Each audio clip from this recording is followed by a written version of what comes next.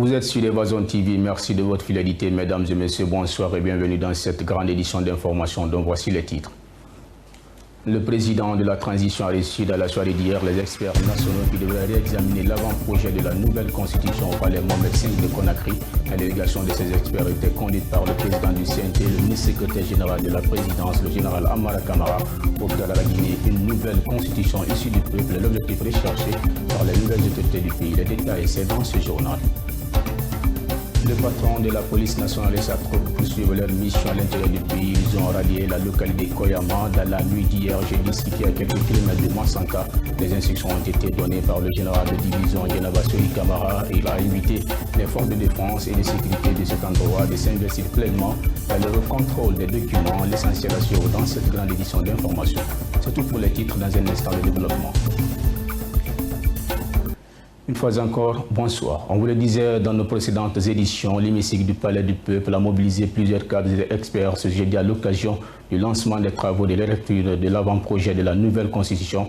Cette journée mémorable a été une opportunité pour le général Amara Kamara de lancer un message important à l'endroit des experts nationaux retenus pour ce travail. Il souhaite que les résultats issus de ces travaux de réexamination soient résistibles aux temps et aux tentations des hommes. Il est au micro de Mme Seko et de Sedouba Diallo. Nous sommes réunis ici pour célébrer un moment historique pour notre nation. Un moment qui marque non seulement un tournant dans notre gouvernance, mais surtout un engagement collectif vers la refondation de notre belle Guinée.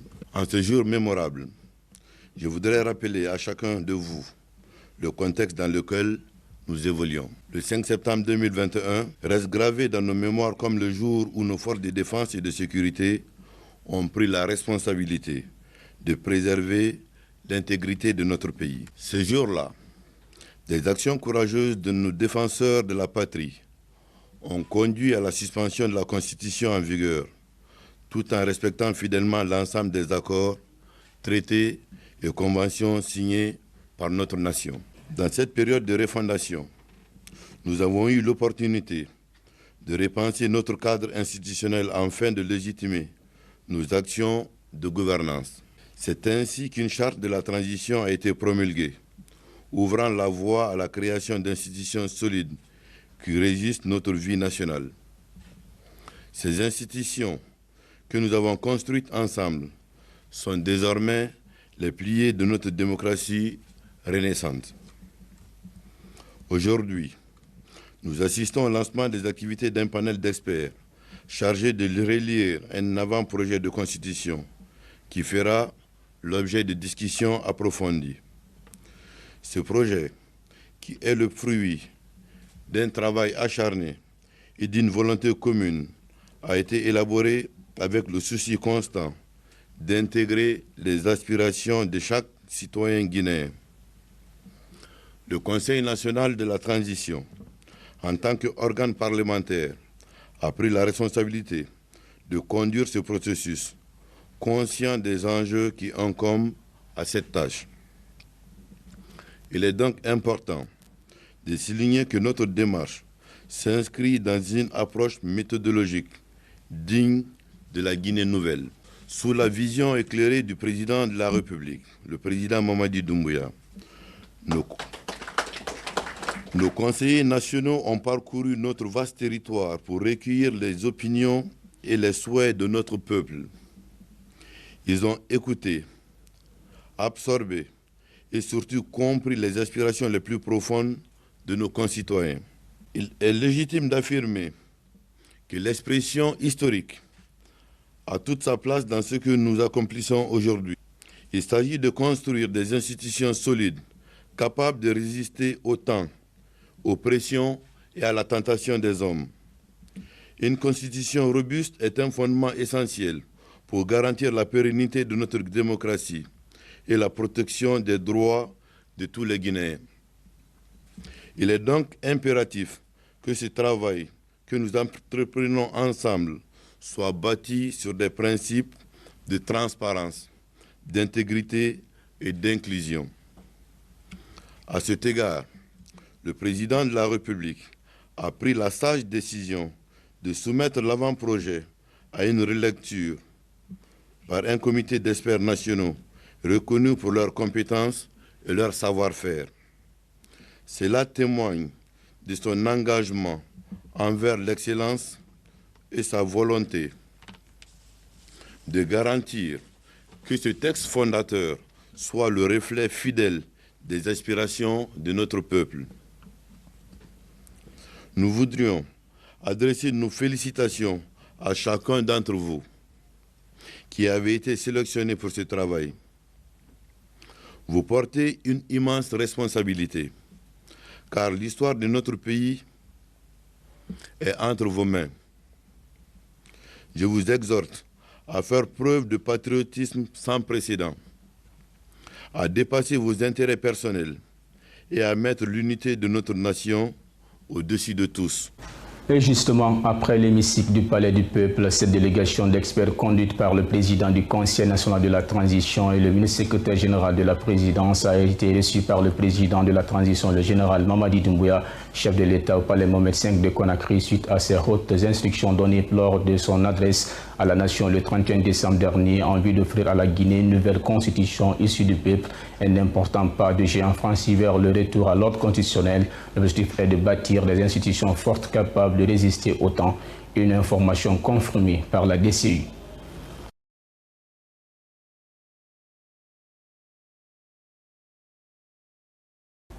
Dans un autre registre, la police nationale continue sa tournée dans la Guinée profonde après avoir visité les postes de police de plusieurs localités. Le général de division Djenaba Sori Kamara et sa troupe ont pris la route de Koyama avant de rallier le poste de police de Zor situé entre la Guinée et la Côte d'Ivoire qui a d'ailleurs constitué la dernière étape de la tournée. Bintou Touré commente les images de Suleiman Souma.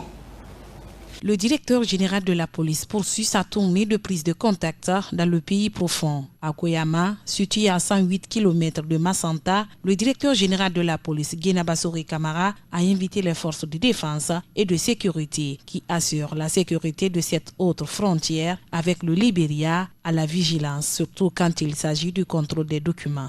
Voilà nos homologues de la police libérienne au niveau de la frontière de Koyama. Et je voudrais leur dire que nos deux pays sont condamnés à collaborer main dans la main.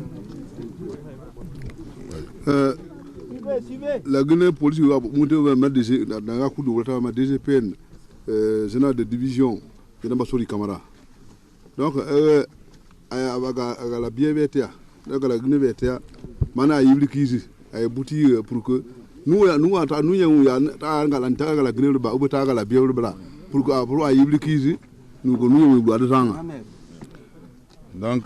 dans le cadre de la coopération transfrontalière, la lutte contre la criminalité et de tout ce qui s'ensuit. Une fois qu'un individu commet des crimes crapuleux, il est recherché et il s'est déjà échappé pour le territoire libérien. Nous devrons coopérer et la Guinée aussi doit faire la même chose. Donc la Guinée Bonga, la biété aujourd'hui, maintenant il y a des qui ont bouti, à la boutique à la biété de Bavang, à nous y a par exemple nous à la Guinée, ou bien à Wayable, nous y a fait une la Kéliga à Wayable, pour qu'à Ganable à Gazabou, à Menu à Soavalago, à nous taillons la Guinée. Nous avons fait une yann, pour que nous ayons tout le temps. Et nous les remercions parce que, en vrai dire, le Libéria a beaucoup servi dans le cadre de la coopération et surtout d'échange des criminels au sein de la CEDEAO. La bien, parce que nous avons la bien, la Guinée Viateca, nous avons la Guinée Boga, la Biate Kisi, Tana Mouti, nous avons la Guinée, la Guinée Tega, Teba, Agazabu, Gombeata Low.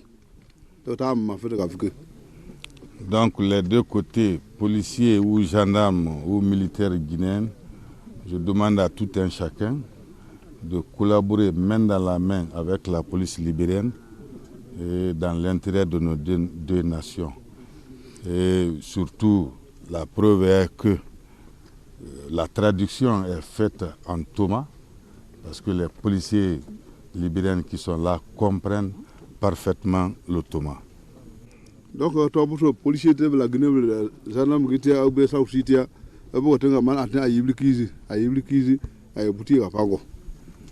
donc nous comptons entièrement sur vous dans l'intérêt des deux pays. Je vous remercie. Le poste frontalier de Zor, situé entre la Guinée et la Côte d'Ivoire, a été la dernière étape de la tournée du directeur général de la police et sa délégation. C'est dans le souci de toujours bien faire le travail, parce qu'une frontière poreuse est source d'insécurité et de trafic divers.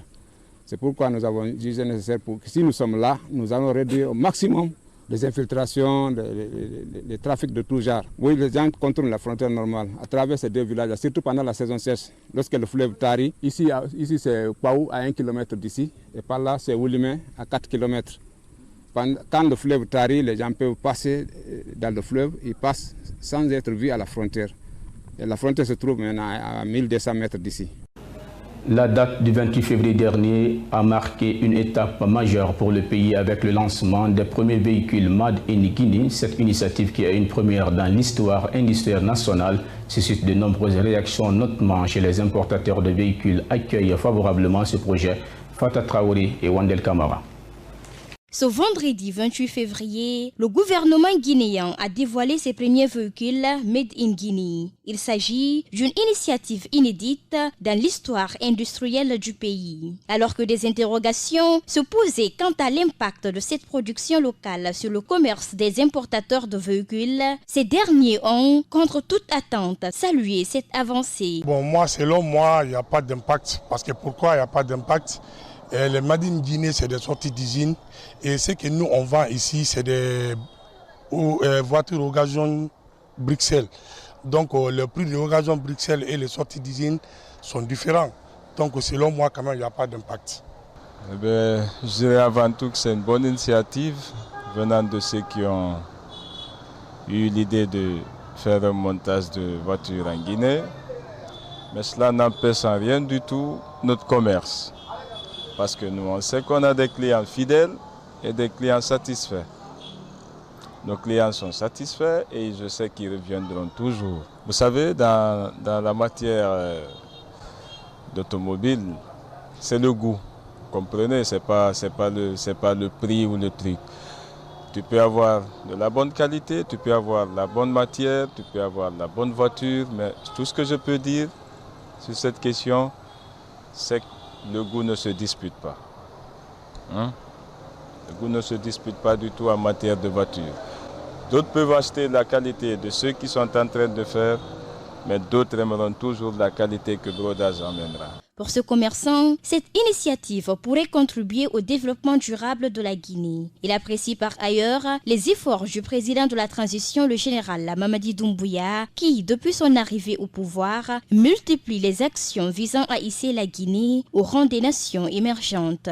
Bon, selon moi, l'initiative que l'État a prise, selon moi, c'est bon parce que pourquoi toute une personne consciente dans un pays, tu veux que ton pays soit développé. Et ce que le président de la République a fait, c'est un développement, c'est un grand pas dans un pays. Donc si Made in Guinée sera une usine réalisée, moi, selon moi, je suis très content pour ça. Et pourquoi je suis content? Parce que tout le monde n'a pas le moyen de venir au moins acheter une voiture cash. Mais Made in Guinée peut permettre des gens au moins. Si tu es un homme crédible dans ton pays, on peut te donner là, comme les autres pays, tu payes petit à petit. Il faut noter que ces voitures Made in Guinea ont été baptisées New Guinea Development. Leur commercialisation devrait permettre aux citoyens d'accéder plus facilement à des véhicules de qualité, notamment grâce à un système de financement bancaire adapté. Le prix de certains condiments a grimpé dans les marchés, notamment celui du gombo en cette période de Ramadan et du carême. Un seul gombo varie aujourd'hui entre 2 000 et 4 000 francs guinéens, une situation qui indigne les consommateurs. Constat Fatmata Haousaleno et Alassane Simanka. Nous sommes au marché de Taouya. Ici, le prix d'un gombo varie surtout pendant ce ramadan et carême chrétien de 2 000 à 4 000 francs guinéens. Fatmata Souma est vendeuse de gombo. Elle explique. asare woro ko ne yira donc mo fanne sa konti mo na fara imini mabale findine iri balle soto na kanyi fanga balle soto ini sa konti be woro wora ifan no mane fade esa keren 2000 keren 3000 keren 4000 mati manana na ala ko fanga de soto isa konti mane lernde na konti yebeti mane hang na keren na kan sama fara ka findi ga genia li manana man sa pohoma donc na fona mane nyama be anu manga sangi be hakata akabule malimu baratoro. Cette consommatrice déplore la réalité et ne manque donc pas d'invite à l'endroit du gouvernement guinéen. Analamma yisongori yonko nganyala ko yisongori na se sa yoro yonko ona sawe mo ngbo ma yisongori nanna alwa mota ngine ne famfa ma moto wana na so yere wana amalima karaka ya sunna ko tsoto salama wana handu ngi sangi ya mo mali ya hanya ma amali ya dinu mali ya hande basera. Même son de cloche au marché de Caporo où une vendeuse est revenue sur les raisons de cette hausse, tout en invitant aussi l'implication de l'État dans la fixation des prix.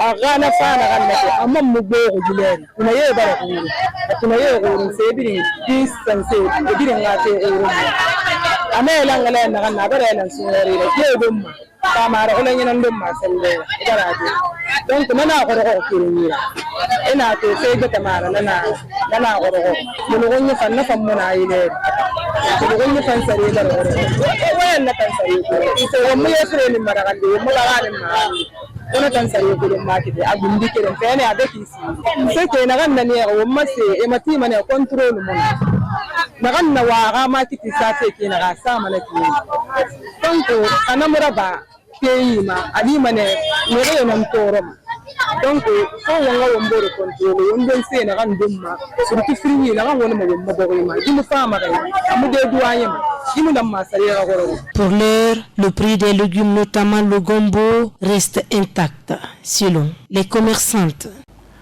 Volet sport à présent, nous ferons immersion ce soir dans les préparatifs du club légendaire de Guinée, le Rafia FC au stade Petit-Sori de Nongo, qui reçoit ce week-end la Renaissance FC au compte de la 10e journée du championnat de Ligue 1 guinéenne de football. Mohamed Isiaga Souma et Lassane Simaka.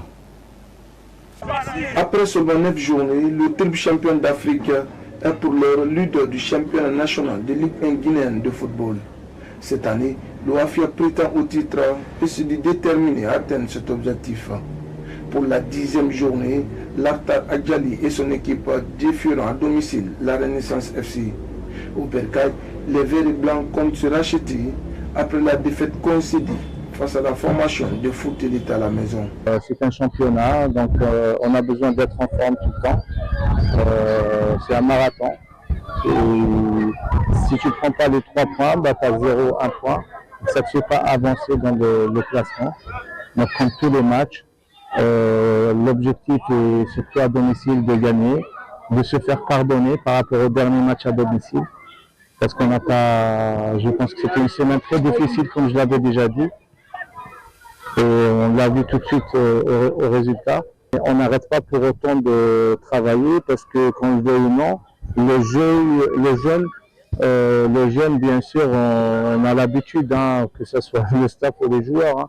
Donc c'est pas la première fois qu'on jeûne, donc au contraire, ça peut être aussi une bonne chose. À l'entraînement des Verts, de l'intensité à tous les niveaux. L'équipe a travaillé ce jour sur le ballon et quelques tactiques mises en place par le technicien marocain.